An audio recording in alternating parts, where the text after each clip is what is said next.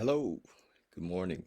So, David here, and I don't know, sometimes I forget to kind of introduce myself, but been doing these videos for almost a year every day. We read a little bit from the 24-hour day book, which I'm going to do in a couple of minutes, and uh, and mostly the topic has been around recovery.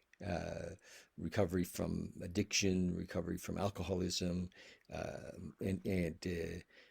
although it whatever the symptoms of our addiction is, generally what we're talking about here can, fits in. So, it's food or gambling or sex or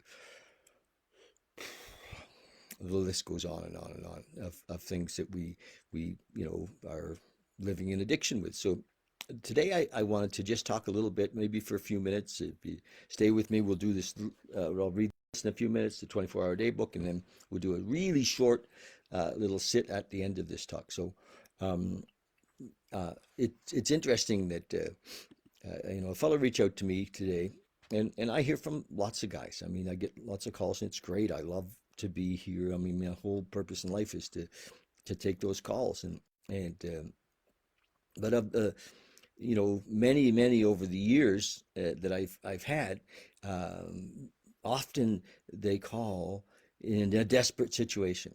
They call sometimes in the middle of the night in a desperate situation, and and like going from uh, threatening to commit suicide to I'll do anything to get out of this mess.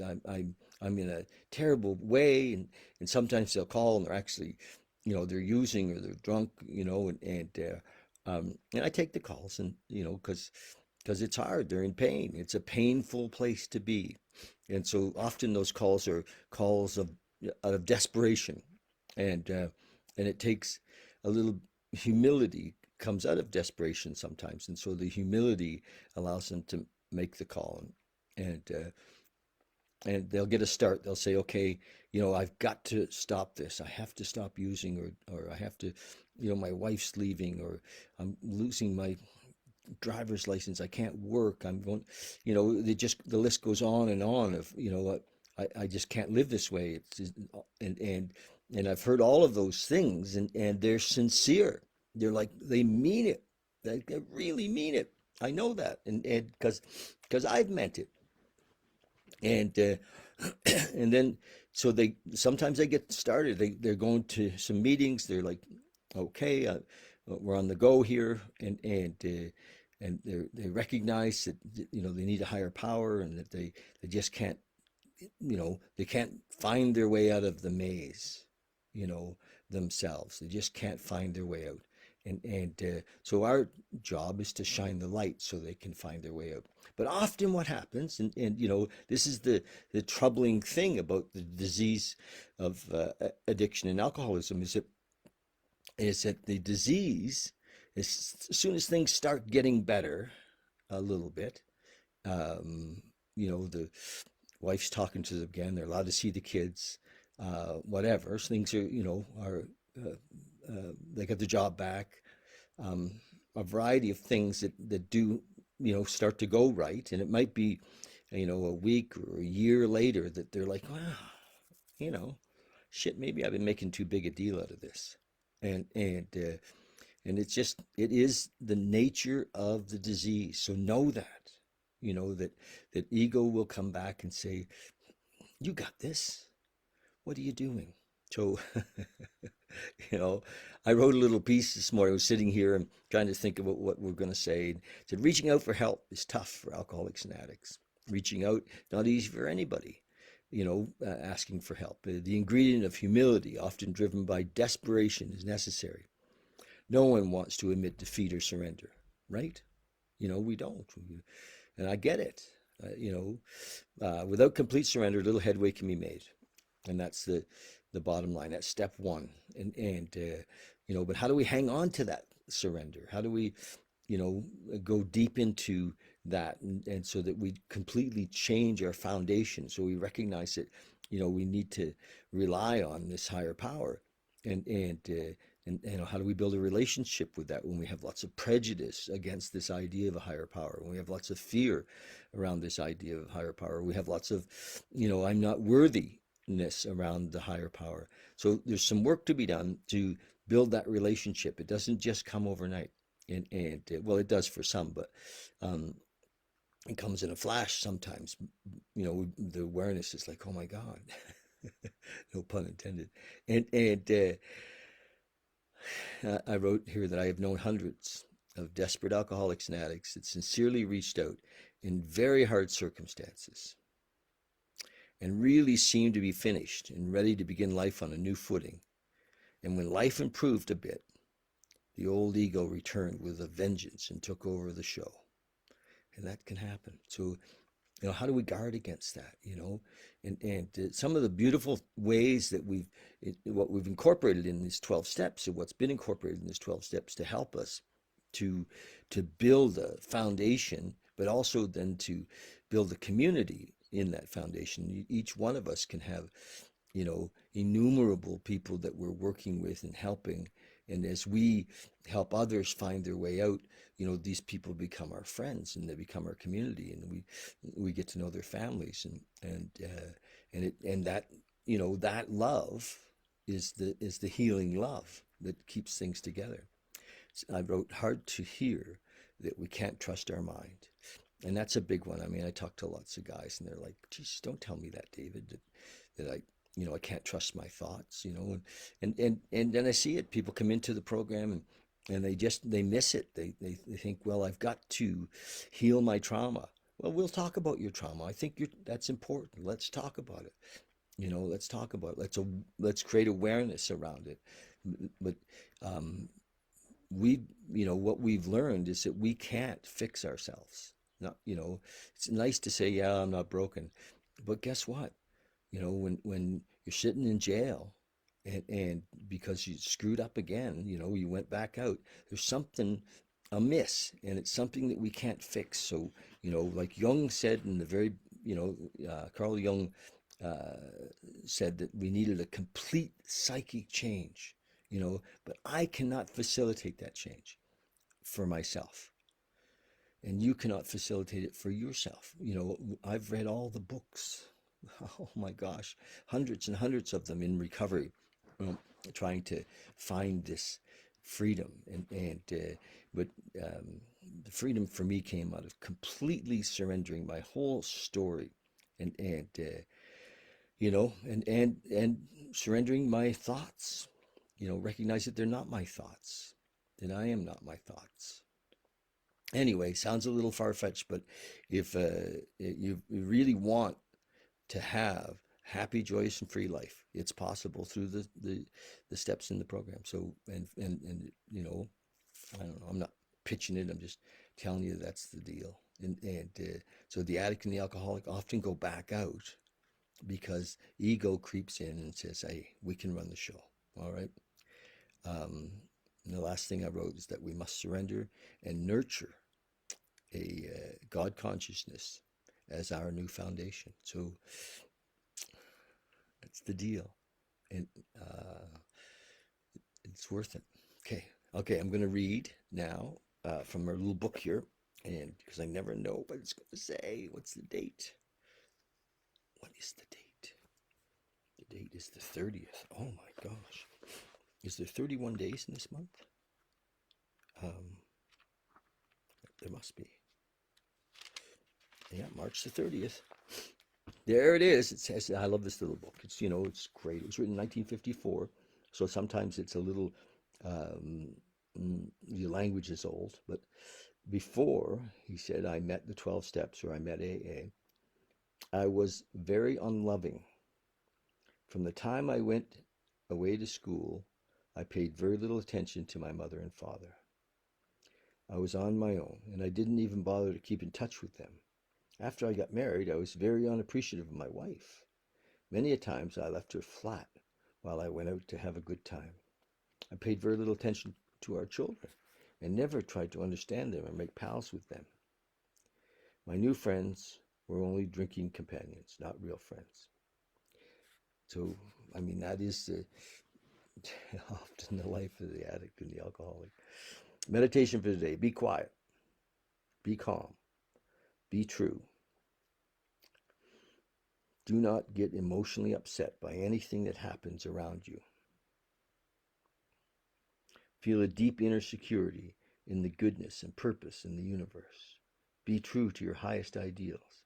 Do not let yourself slip back into the old ways of reacting. Stick to your spiritual guns. Be calm always. Do not talk back or defend yourself too much against accusations, whether false or true. Accept abuse as well as you accept praise. Only God can judge the real you. Prayer for the day. I prayed I may not be upset by the judgments of others. I pray that I may let God be the judge of the real me. Beautiful. So it's very simple. This little book is just, and there we have a lot of, just so that there's a lot of little daily readings that one can do. And when I'm working with guys, I have them read a couple of pages out of the book on a daily basis, and to remember, that we are, because we forget that from my old way of doing things. I'm, always the alcoholic is always looking for what's in it for me, and what can I get, or what can I not lose? That's the old way of thinking, and the new way of thinking is, how can I serve? What can I give? How can I be of help? And that's always the question. How can I help? And so we're going to sit for a minute, and I do this every day on this video because, you know, over and over again. I mean, people have said to me, I don't meditate. I can't meditate. I don't know how to meditate. My mind won't stop. My mind's too busy. Okay, great. I get that. And so we're going to do 3 minutes, like literally 3 or 4 minutes, period. We're not going for a long, uh, you know, 20 minutes or 50 minutes of meditation. 3 minutes. Do you think you can do 3 minutes? Join me for 3 minutes of meditation, okay? And and if you do this, we drop in. I'm going to guide you a little bit. If we drop in, you can do this on a daily basis, and it will grow. You'll love this calm, quiet place that we're about to go to, and it'll become your refuge. It is called your refuge, and away from the crazy mind. And I'll show you how to let that go. Okay? So just close your eyes. Take a breath. We're going to come into the moment. How do we come into the moment? People say, what do you mean, be in the moment?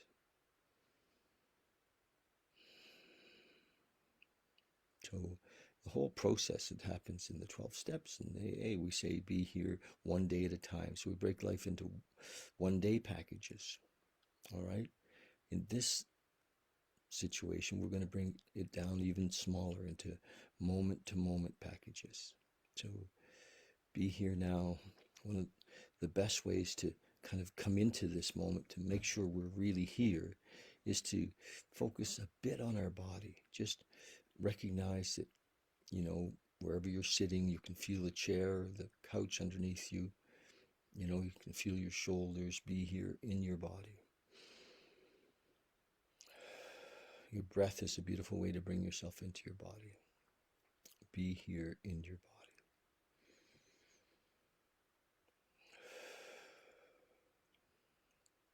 Now we're here.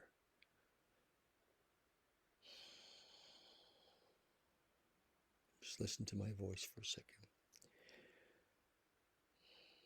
It seems that one of the great difficulties is with the thoughts.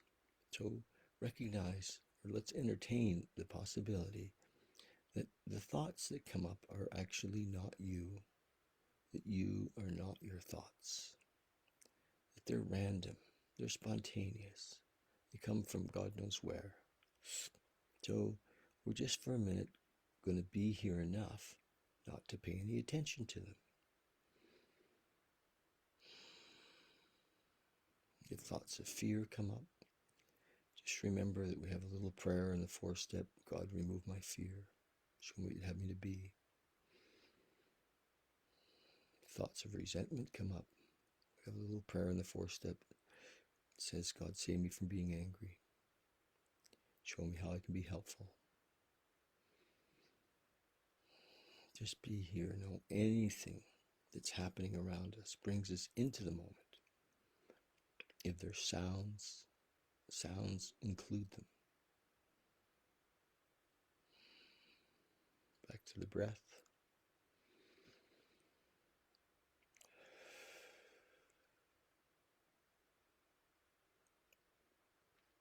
One more breath.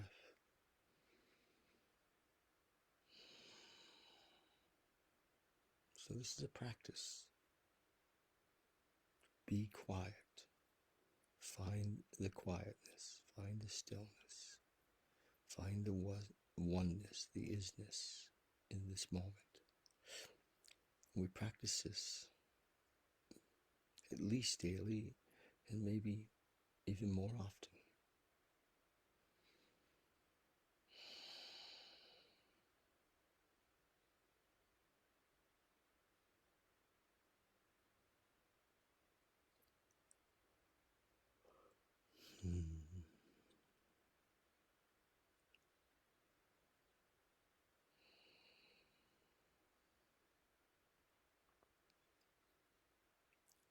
So this can bring us into the moment, our breath, the meditation. Also, there's other things that bring us into the moment. Gratitude brings us into the moment. Service, loving others, helping others brings us into the moment.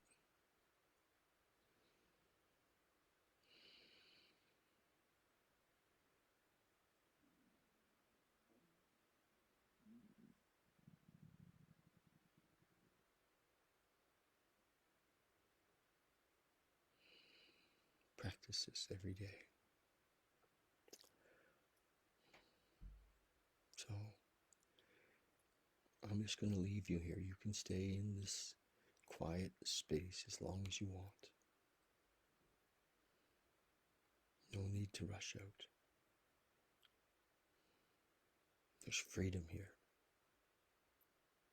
No problems to solve. No worries about what's next.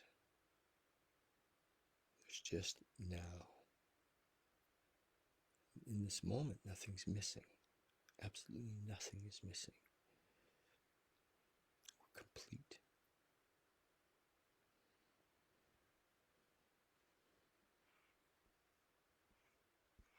Thank you for sharing time with me. I love you.